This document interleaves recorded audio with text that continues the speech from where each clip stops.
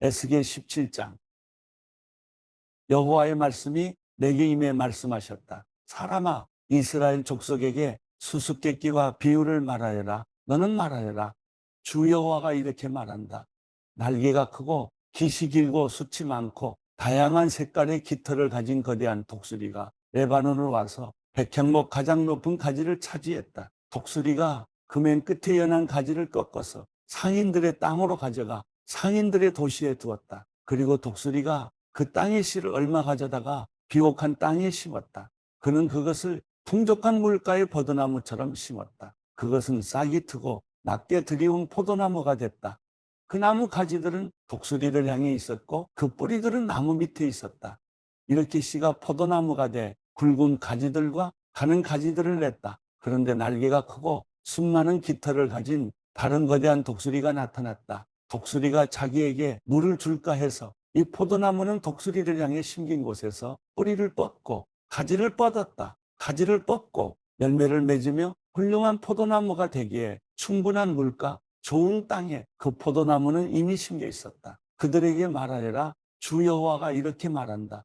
그 포도나무가 번성하겠느냐? 독수리가 뿌리를 뽑고 열매를 따버려서 그것이 시들지 않겠느냐? 새로 난 잎이 모두 시들어 버릴 것이다. 그것을 뿌리째 뽑는데 강한 팔이나 많은 사람이 필요하지 않을 것이다. 그것이 심겼다고 해서 번성하겠느냐? 동쪽 바람이 그 나무에 불 때 그것이 완전히 시들지 않겠느냐? 그 심긴 밭에서 시들어 버리지 않겠느냐? 여호와의 말씀이 내게 임해 말씀하셨다. 반역하는 족속에게 이것이 무슨 뜻인지 너희가 모르느냐 하고 말하여라. 바벨론 왕이 예루살렘으로 와서 예루살렘 왕과 관료들을 잡아 그들을 바벨론으로 끌고 갔다. 그리고 그가 왕의 자손 하나를 취해 언약을 맺고 맹세하게 했다. 그는 그 땅의 지도자들을 끌어갔다. 이것은 그 나라의 지위가 실추되며 스스로 일어나지 못하고 그 조약을 지켜야만 일어날 수 있게 하려는 것이었다. 그러나 그는 바벨론 왕에게 반역해 사절단을 이집트에 보내 그에게 말과 많은 군대를 지원하도록 했다.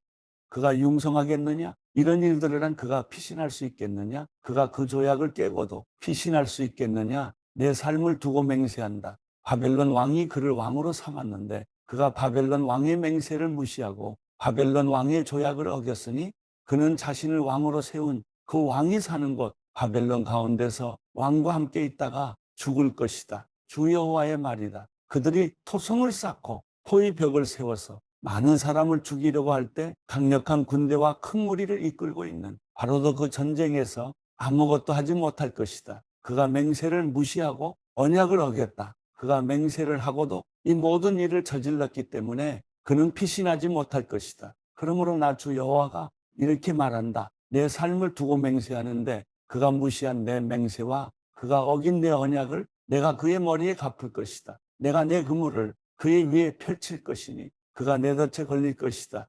내가 그를 바벨론으로 끌고 가 그가 내게 신실하지 못했던 일에 대해 그곳에서 그를 심판할 것이다. 그의 모든 군대에서 도망친 사람은 모두 칼에 쓰러질 것이고 살아남은 사람들은 사방으로 흩어질 것이다.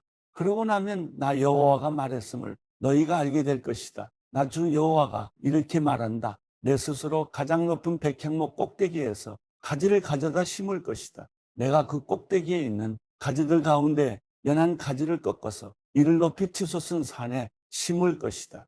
내가 그것을 이스라엘의 높은 산 위에 심을 것이니 그것이 가지들을 내고 열매를 맺으며 훌륭한 백향목이 될 것이다. 갖가지 새들이 그 아래 둥지를 틀 것이고 그 나무 가지 그늘에서 살 것이다. 나 여호와가 키 큰 나무를 낮추고 키 작은 나무를 높였으며 푸른 나무를 말리고 마른 나무에 싹이 나게 했음을 들판의 모든 나무들이 알 것이다. 나 여호와가 말했고 그렇게 이루었다. 에스겔 18장.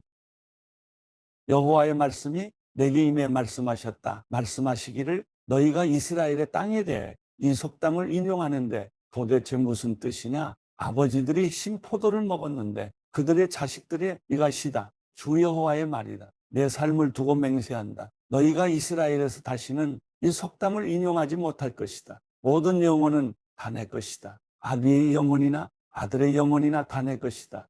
그러니 죄짓는 영혼은 죽을 것이다. 어떤 사람이 의로운 사람이어서 공정하고 올바른 일을 한다고 하자. 그는 산 위에서 먹지 않고 이스라엘 족속의 우상들에게 눈을 들지 않으며 자기 이웃의 아내를 엿보이지 않고 월경 중인 여인을 가까이 하지도 않는다. 그는 아무도 학대하지 않고 채무자에게서 저당 잡은 것을 돌려준다. 물건을 강탈하지 않고 배고픈 사람들에게 자기의 음식을 주고 벌거벗은 사람들에게 옷을 입혀준다. 그는 이자를 위해 빌려주지 않고 이자를 받지도 않으며 죄악된 일에 그의 손을 대지 않고 사람들 사이에서 공정한 판결을 한다. 그가 내 법령을 따르고 내 규례를 지켜서 충실히 실행한다. 그는 의로운 사람이니 그가 반드시 살 것이다. 주 여호와의 말이다. 그에게 폭력적인 아들이 있고 그 아들이 피 흘리게 하는 사람으로서 악한 일을 행한다고 하자 그는 이러한 선한 일은 하나도 하지 않고 산 위에서 먹고 자기 이웃의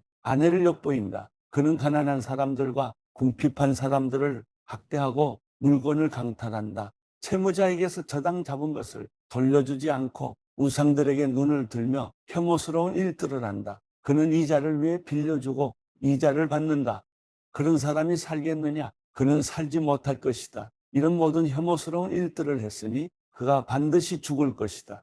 자신의 피가 자신에게 돌아올 것이다. 그러나 그가 아들을 낳았다고 하자 자기 아버지가 저지른 모든 죄들을 그의 아들이 보고 두려워하며 그렇게 하지 않았다고 하자 그 아들은 산 위에서 먹지 않고 이스라엘 족속의 우상들에게 눈을 들지 않으며 자기 이웃의 아내를 엿보이지 않고 아무도 학대하지 않고 채무자에게서 저당을 잡지 않고 물건을 강탈하지 않고 배고픈 사람들에게 자기의 음식을 주고 벌거벗은 사람들에게 옷을 입혀 주었다고 하자 그는 가난한 사람에게 그의 손을 대지 않고 이자나 폭리를 받지 않으며 규례를 지키고 내 법령을 따랐다고 하자 그는 자기 아버지의 죄로 인해 죽지 않고 반드시 살 것이다. 그러나 그의 아버지는 착취를 하고 자기 형제를 강탈하고 자기 동족들 가운데서 선하지 않은 일을 했기 때문에 자기 죄로 인해 죽을 것이다. 그러나 너희는 말한다.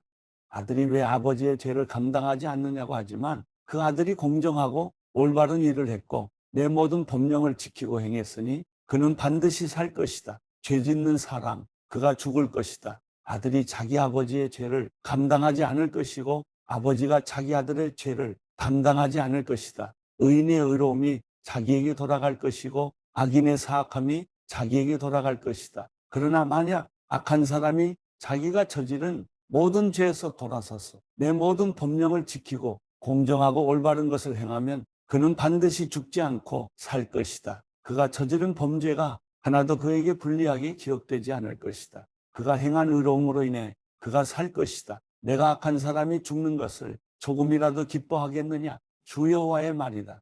오히려 그가 자기 길에서 돌이켜 사는 것을 내가 기뻐하지 않겠느냐? 그러나 의인이 자기의 의로움을 떠나서 죄를 짓고 악한 사람이 하는 대로 모든 혐오스러운 일들을 한다면 그가 살겠느냐? 그가 행했던 자기의 의로움은 하나도 기억되지 않을 것이다. 그가 신실하지 않게 행했던 것과 그가 저지른 죄들로 인해 그는 죽을 것이다. 그러나 너희는 말한다. 주의 방식이 공평하지 않다.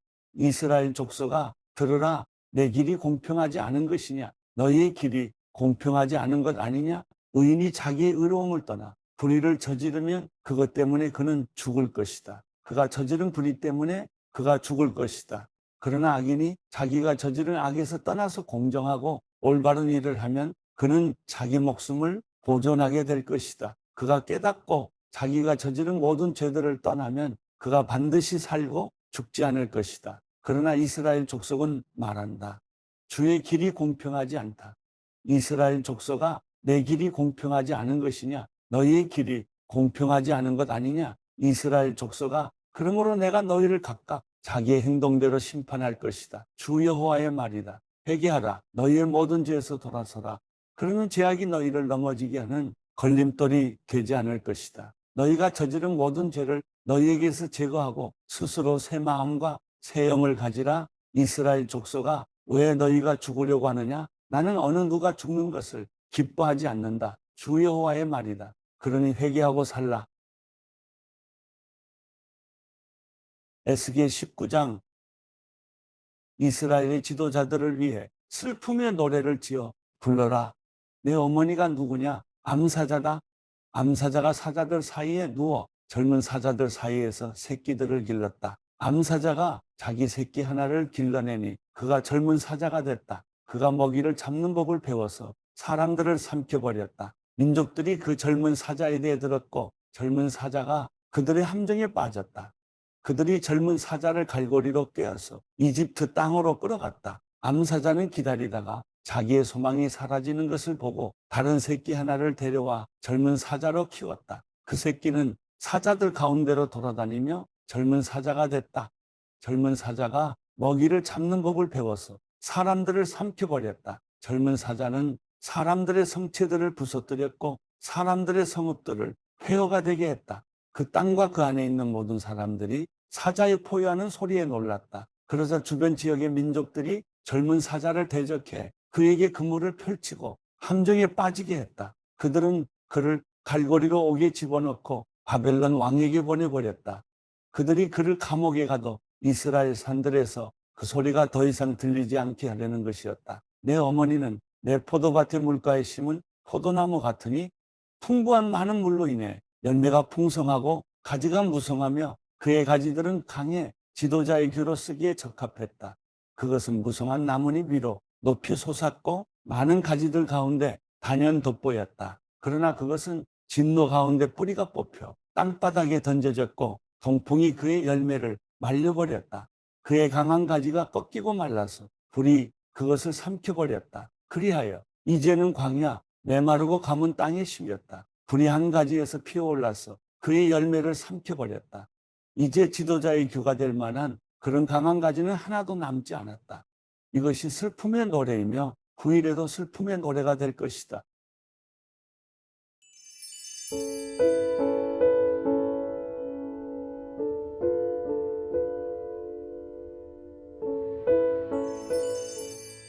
시편 87편.